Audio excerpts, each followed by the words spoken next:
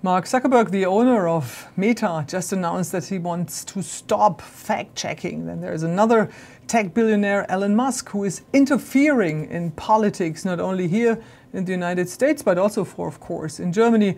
It's great to be talking to Kara Swisher. She's one of the best informed tech journalists here in this country.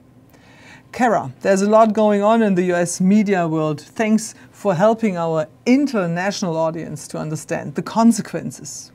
So I would like to start with Elon Musk. He's openly interfering in the German elections in February and supporting the right-wing party AfD. Why is he doing that?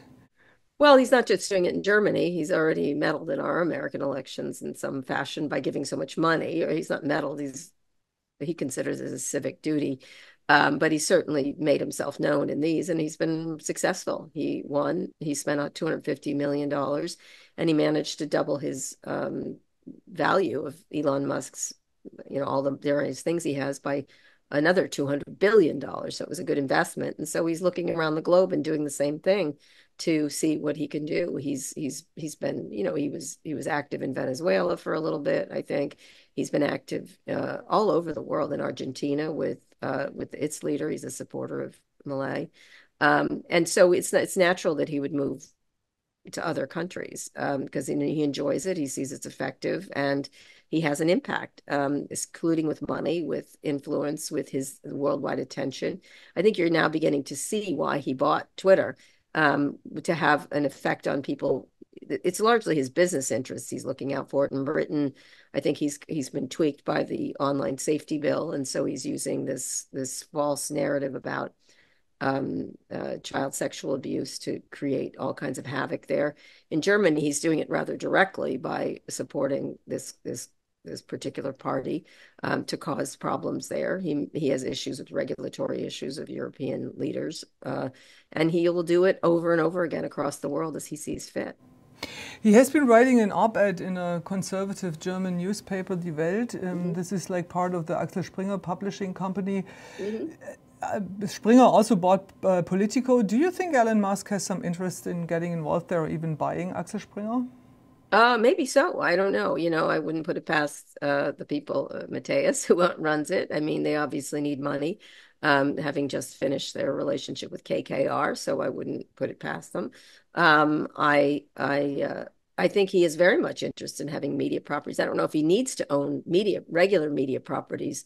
He's talked about buying different things over the many years. But I think he's trying to become a modern day digital version of Rupert Murdoch. I think that's probably the best way to look at it. And if he needs to buy publications, I think he has more power with AI and other things and digital things like social media networks. I think he'll probably try to get a hold of TikTok. If I were him, that might be of interest to him, given the ban coming into place. Kara, so Mark Zuckerberg just announced that he's going to stop verification. Or fact-checking, I shall say. Explain to us, what does that mean? He's going back to the way he behaved before, which was doing as little as possible to protect users of his platforms from abuse and hate speech. And so he's always not wanted to do it. He's been dragged into it, sort of kicking and screaming, whether it was Myanmar and tried to apologize every time when disaster ensues because of his platform. Did it in the Philippines, obviously US, there was, uses of the platform by malevolent foreign players like Russia and Iran. And Mark, it gets in the way of his business to have have safety in place in any way. He's hiding behind the First Amendment and his free speech speeches he gives, which are entirely, I'm sorry, it's a mendacious way of doing what he wants to do, which is to have unfettered ability to do whatever he wants at low cost to his advantage from a business point of view. And that's why he's kissing up to Trump. It's obviously a play for influence and power, more influence and power, and an ability to stop a number of investigations in the United States against his company that are warranted. So, but if this fact-checking is stopped in the beginning only, or for now only in the US, but maybe it will also be happening in other countries, what does it mean for the public discourse? I mean, Facebook, Instagram, his outlets are well, you saw what happened when they removed it from Twitter.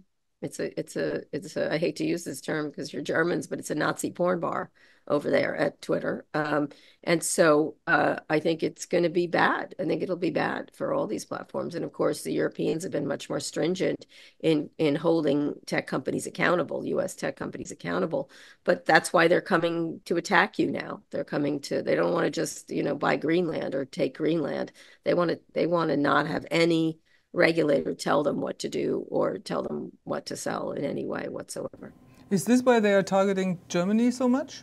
Sure, that Germany, not Germany, France, it's all of them, Britain, any country that has the audacity to say that it wants to protect its consumers it will be under siege. And largely it's because of business interests. See, I don't think Elon Musk wants to be king of the world. I think he wants to do what he wants to do where he wants to do it. He does have a certain weird global viewpoint about humanity that he's trying to impose on people.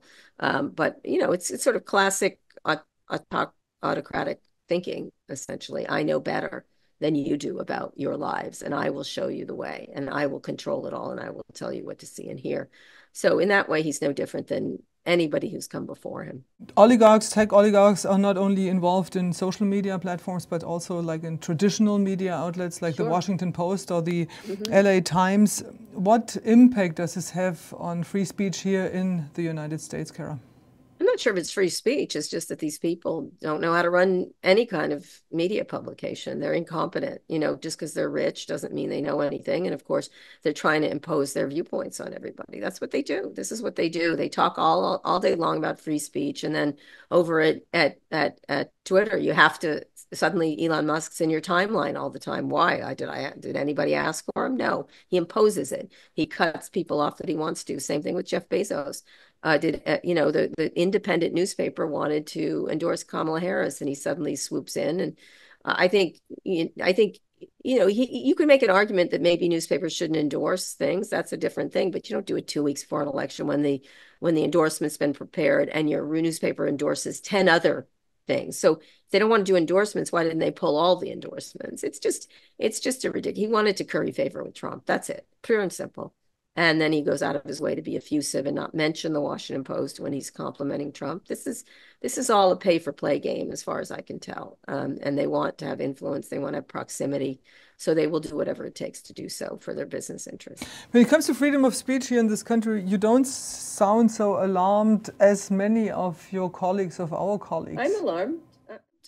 I'm alarmed. I'm alarmed. I think they're going to try to put us out of business by nuisance lawsuits. I think that's what they're trying to do. They can try. I think it doesn't mean we can't fight back. It doesn't mean, but I think the ultimate thing is to get that case to the Supreme Court so they can overturn what are very important laws protecting journalists going forward. And they will try to knock down SLAPP laws. They will try to knock down, they just make a nuisance of themselves. They'll be threatening and everything else. I just think we can't be cowed by these bullies, really, pretty much, though they certainly have a lot of power and influence on their side. But, they've tried before. They can try again. It's sort of like the American movie, Bring It On.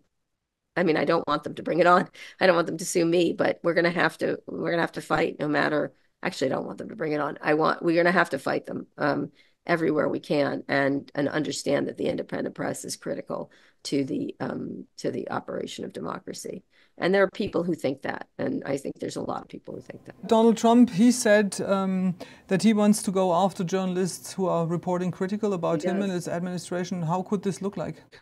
Well, in the United States, we have very stringent laws in that regard, protecting journalists. A number of them, SLAPP laws and libel laws that are not that are harder to get around. They're trying to get the Supreme Court to overturn New York Times versus Sullivan, which has been protecting journalists for many, many decades. So they're going to try anything they can do to put, and then they will do nuisance lawsuits. They will do things to force people to settle, to put costs out of line. This is sort of a technique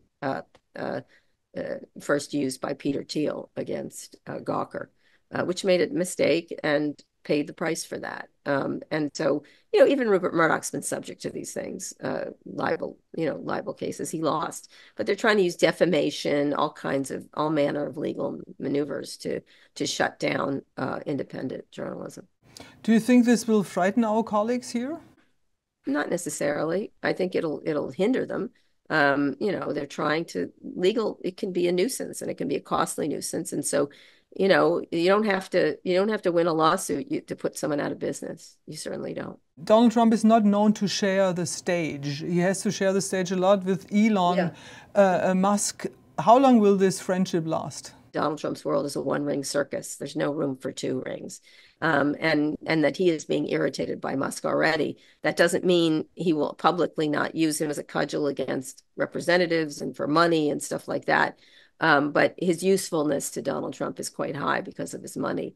And nobody really drops out of the Trump world, do they? They come in, they come out. And that's why you're seeing some fights between and among them, like Steve Bannon versus Elon Musk. They're all trying to jockey for position. And obviously Bannon sees game. He knows game when he sees it, right? And so he's trying to zero Musk out.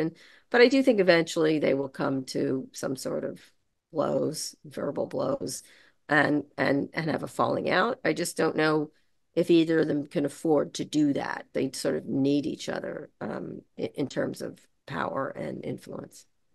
Thank you very much, Kara. All right.